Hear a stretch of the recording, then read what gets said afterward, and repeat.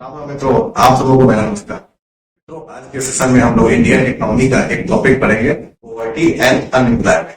इसमें आज के सेशन में मैं आप लोगों को पॉवर्टी बताऊंगा, अगले सेशन में कल या आने वाले 2-3 दिनों के बाद अनएम्प्लॉयमेंट बताऊंगा। और जब ये दोनों टॉपिक कंप्लीट हो जाएंगे तो इनके मैं क्वेश्चंस करा दूंगा जो कि प्रीवियस ईयर्स में जितने भी कॉम्पिटिटिव एग्जाम में पूछे गए हैं। ठीक है, तो ये स्टार्ट करते हैं। सबसे पहले समझते हैं कि पॉवर्टी क्या होता है।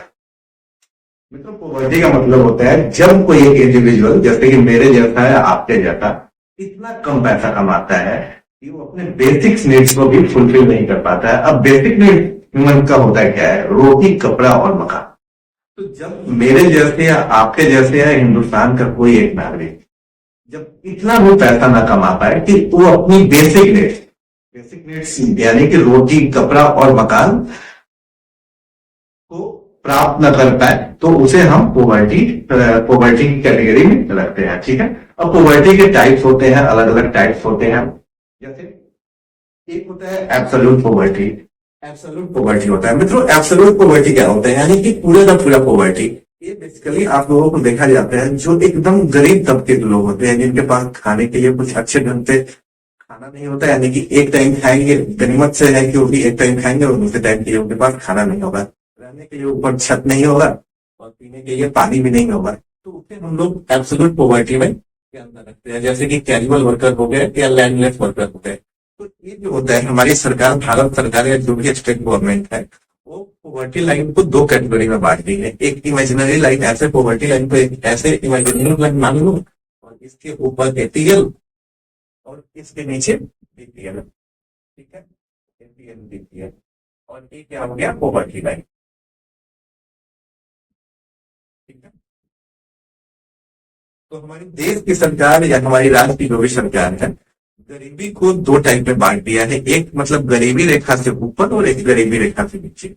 और जो मैं पॉवर्टी की बात कर रहा हूँ, एब्सोल्यूट पॉवर्टी, इसका मतलब होता है कि टोटली जो पॉवर्टी है, टोटली गरीबी है, उसी को हम एब्सोल्यूट पॉवर्टी बोलते हैं। इसमें बेसिकली जो बहुत गरीब लोग आते हैं, पुराने टाइप से गरीब चले जाते हैं, जिनकी स्थिति आज तक सुधरी नहीं है, और इसमें कैजुअल वर्कर आते हैं, लैंडलेस वर्कर आते हैं। ठीक है, और इनकी जो स्थिति होती है, भारत सरकार है, केंद्र सरकार, राज्य सरकार के अनुसार ये लोग गरीबी रेखा से नीचे है और इन्हें बिलो पॉवर्टी लाइन की कैटेगरी में रखा जाता है। ठीक है, और रिलेटिव पॉवर्टी क्या होता है मित्रों? रिलेटिव का मतलब रिलेशन से होता है। जैसे कि आपके रिलेटिव होते हैं तो आपका और उनका रिलेशन होता है। तो वैसे ही रिलेटिव पॉवर्टी आप अकेले में नहीं मापेंगे, आप किसी दूसरे से कंपेयर करके मापेंगे। जैसे कि मैं गरीब हूं तो किससे ज्यादा गरीब हूं, लेकिन इसका भी एक बेसिक रिलेशन है। जब एक हाउस होल्ड यानी कि मैं किसी घर में हूँ और मेरी आमदनी जो हिंदुस्तान की पर कैपिटा इनकम है उससे कम है, तो वो रिलेटिव पॉवर्टी में आएगा। और फिलहाल हमें हमें एब्सोल्यूट पॉवर्टी पर ध्यान देना है, रिलेटिव पॉवर्टी पर नहीं, क्योंकि गरीब लोग इसी कैटेगरी में आते हैं। रिलेटिव पॉवर्टी में तो मान लो कि अंबानी भी रिलेटिव पॉवर्टी में आएगा, किससे? एलन मस्क से या बिल गेट्स से। यानी कि रिलेटिव पॉवर्टी होता है जब हम कंपेयर करते हैं कि फलाने से हम कितने गरीब हैं। ठीक है, तो इस पे हमारी सरकार को जरूरत देने का, ध्यान देने की जरूरत नहीं है, ध्यान देने की जरूरत है अब एब्सोल्यूट पॉवर्टी पे। इसको पूरी तरह से खत्म करना है। और रिलेटिव पॉवर्टी होता है, इसको मित्रों मेजर करता है कौन कौन? एग्जाम में पूछे जाते हैं, लॉरेंट कर्व और गिनी कोएफिशिएंट। मित्रों गिनी कोएफिशिएंट चलो मैं रिपोर्ट रब करने के बाद बता दूंगा लॉरेंट कर्व क्या होता है और गिनी कोएफिशिएंट क्या होता है। तो लॉरेंट कर्व जो बेसिकली होता है, आपको जो इनकम का इनइक्वालिटी होता है, जैसे कि 5 बाद में बता दूंगा बोर्ड रब करने के बाद। और गिनी कोएफिशिएंट का रेंज क्या होता है? 0 से 1 होता है। 0 का मतलब कि इक्वालिटी है और 0 से आप बढ़ते जाएंगे तो इनइक्वालिटी बढ़ते जाएगा। 1 का मतलब कि इनइक्वालिटी ज्यादा है और 0 का मतलब इक्वालिटी है। ठीक है, अब एस्टिमेशन ऑफ पॉवर्टी पे आएगा। मित्रों, पहले जो हमारे देश की गरीबी थी उसका एस्टिमेशन प्लानिंग कमीशन करता था, लेकिन मोदी जी के आने के बाद प्लानिंग कमीशन को बदल के नीति आयोग कर दिया है। तो अब जितने भी पॉवर्टी का जो एस्टिमेशन दिया जाता है वो नीति आयोग के द्वारा ही दिया जाता है। ठीक है, अब बात आती है कि क्या इसके लिए हमारे देश में आजादी से पहले पॉवर्टी का एस्टिमेशन किसने किया था और आजादी के बाद पॉवर्टी का एस्टिमेशन किस तरह से किया गया, कितनी कमेटियां बनाकर किया गया, तो मैं अभी आप लोगों को बताऊंगा। तो इंडिपेंडेंस से पहले सबसे पहले जो पॉवर्टी का एस्टिमेशन लगाया था वो दादा भाई नौरोजी ने लगाया था। याद कर लेना, दादा भाई नौरोजी ने लगाया था। और इनकी बुक का नाम था पॉवर्टी एंड अनरिड्यूस्ड रूरल इंडिया। ठीक है। इन्होंने जो फर्स्ट टाइम में जो भारत की नेशनल इनकम है उसे इन्होंने कैलकुलेट किया था। और उस समय तकरीबन भारत का नेशनल इनकम कितना था, 16 से 35 रुपया पर कैपिटा पर मंथ। ठीक है। और 1938 में नेशनल नेशनल प्लानिंग कमेटी है। जब 1938 में जब कमेटी आई थी तो इसके चेयरमैन कौन थे, सुभाष चंद्र बोस थे। और इसके जब बनी थी तो पहली बार इसके चेयरमैन कौन बने थे, तो जवाहरलाल नेहरू, जो बाद में चल के हमारे देश के प्रथम प्रधानमंत्री हुए। तो उस समय भारत की per month per capita per month income कितनी थी, 15 से 20। ठीक है। अब 1954 आजादी से 3 साल पहले एक बॉम्बे प्लान करके आ रहा था और यह एक्सपेंडिचर बेस्ड पे था। ठीक है। और इसमें जो भी हमारे देश के इन्फ्लुएंशियल लीडर थे और बिजनेसमैन लोग थे वो लोग यहाँ पे शामिल हुए थे। और इन दोनों से एक अलग था, एक एक्सपेंडिचर पे बेस्ड था और बाकी दो इस पे था, इनकम पे बेस्ड था। ठीक है। अब आ जाओ pre independent, sorry post independent. तो आजादी के बाद भी 4-5 कमेटियां बनी हैं जो एक एक करके हम लोग पढ़ेंगे। सबसे पहले डांडेकर एंड बर्थ कमेटी आई थी। तो जो लास्ट में 1944 में एक्सपेंडिचर बेस्ड था उसी को इन्होंने आगे बढ़ाया और एक्सपेंडिचर बेस्ड पॉवर्टी लाइन इन्होंने निकाला 1971 में। डाटा इन्होंने लिया था NSSOC, यहाँ से इन्होंने डाटा लिया था। उसके बाद अलग कमेटी बनी थी 1979 में।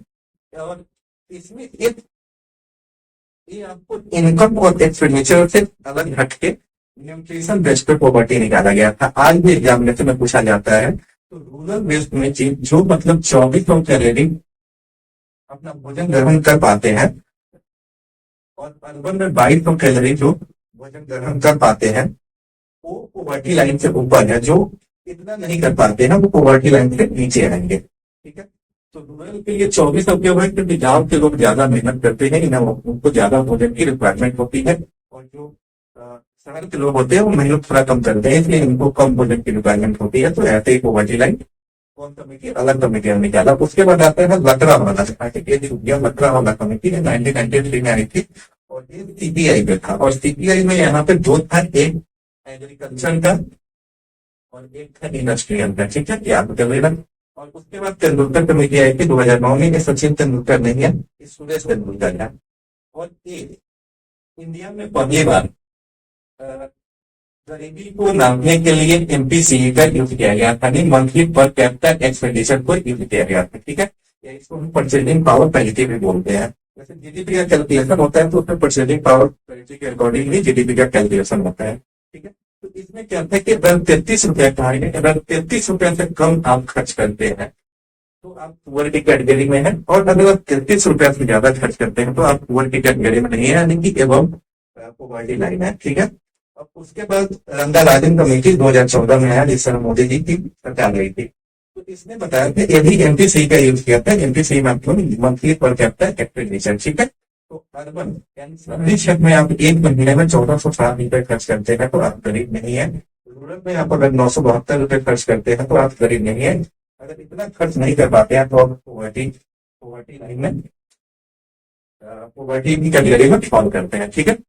अब मित्रों ये मैंने बता दिया आपको प्री इंडिपेंडेंस के लिए कब तक एस्टिमेशन किया गया था गरीबी के लिए, और पोस्ट इंडिपेंडेंस के बाद कौन कौन सी कमेटियां बनाई गई थी पॉवर्टी को रीड करने के लिए और पॉवर्टी को खत्म करने के लिए। ठीक है मित्रों।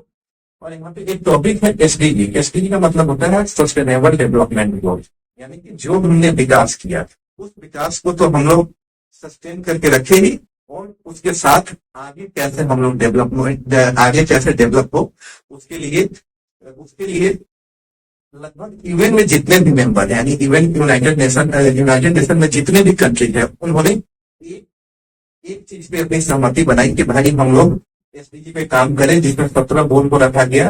उसमें 169 टारगेट थे और 304 इंडिकेटर थे। मतलब इन सब पे काम करना है ताकि जो हमारी इवन में जितने भी कंट्री है, डेवलपिंग है या डेवलप कंट्री है, तो वहां से पॉवर्टी को कैसे खत्म किया जाए। ठीक है। रिलेटिव पॉवर्टी तो खत्म करना बहुत मुश्किल है, लेकिन एब्सोल्यूट पॉवर्टी को कैसे खत्म किया जाए। ठीक है। तो एक और पॉइंट है यहाँ पे MPI। MPI क्या होता है, मल्टी डायमेंशनल पॉवर्टी इंडेक्स। अब ये क्या होता है, ये जैसे कि हम लोग इंडिया में, हिंदुस्तान में गरीबी को नापने के लिए इतने सारे कमेटी बताया या फिर आजादी से पहले भी इंस्टीट्यूशन लगाया था। तो इनकी क्या है, इंटरनेशनल मेजर है प्रॉपर्टी को नापने के लिए। और ये डेवलप किसके द्वारा किया गया है, यूएनडीपी यानी कि united nation development programme plus OPHI. OPHI मतलब Oxford poverty and human development initiative के द्वारा। तो इन्होंने 3 डायमेंशन किया, कौन कौन सा, हेल्थ, एजुकेशन और स्टैंडर्ड ऑफ लिविंग। तो 3 है, तो 1/3 1/3 1/3 में इसको बांट दिया गया। अब 1/3 में हेल्थ में न्यूट्रिशन और चाइल्ड मोर्टालिटी को लिया गया।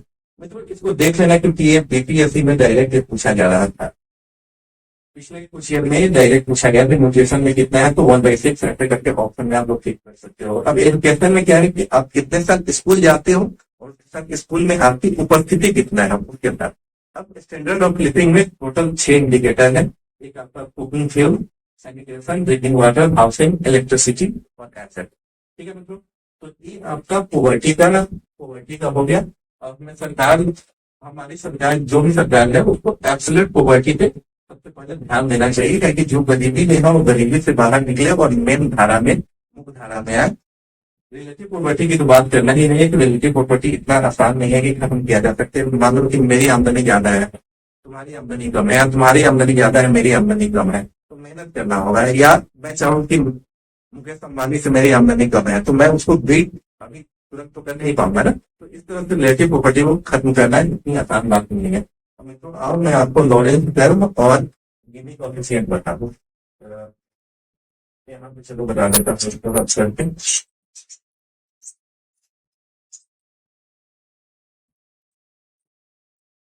देखो लॉरेंस कर्व क्या होता है, एक एक्सिस पे मान लो इनकम कर लो और एक एक्सिस पे पॉपुलेशन कर लो।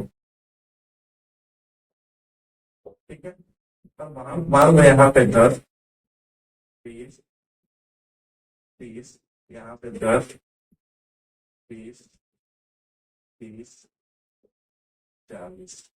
ठीक है, और 40 रिकॉर्ड ले लो। अब मान लो ये, मान लो पॉपुलेशन है लाख में, ये इनकम है लाख में मान लो, और यहाँ पॉपुलेशन भी लाख में मान लो। ठीक है, अब मान लो कि यहाँ पे 10 लाख की पॉपुलेशन है और यहाँ पे 10 लाख की इनकम है। ठीक है, और यहाँ पे 20 लाख की पॉपुलेशन है, 20 लाख की इनकम है।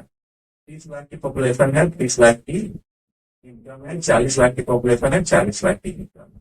तो मित्रों ये देखो भी एक स्ट्रेट लाइन आता है, यानी क्या है कि यहाँ पे इक्वालिटी है, जितने लोग हैं उतने पैसे। जैसे मान लो कि कितने काम कर रहे हैं, फीस कितने कमा रही है, फीस। मतलब यहाँ पे देखने को हमें क्या मिल रहा है कि इनइक्वालिटी नहीं है। ठीक है, अब देखो इनइक्वालिटी कैसे आता है।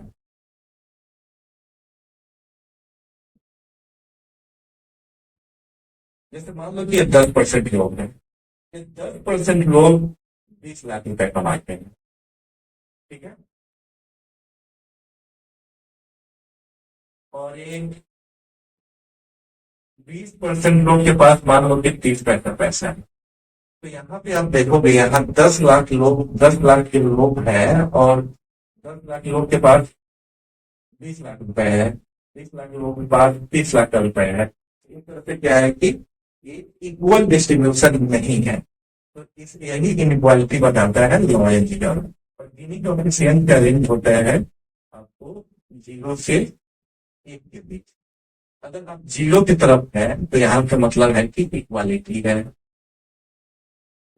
1 की तरफ है तो यहाँ इनइक्वालिटी ज्यादा है।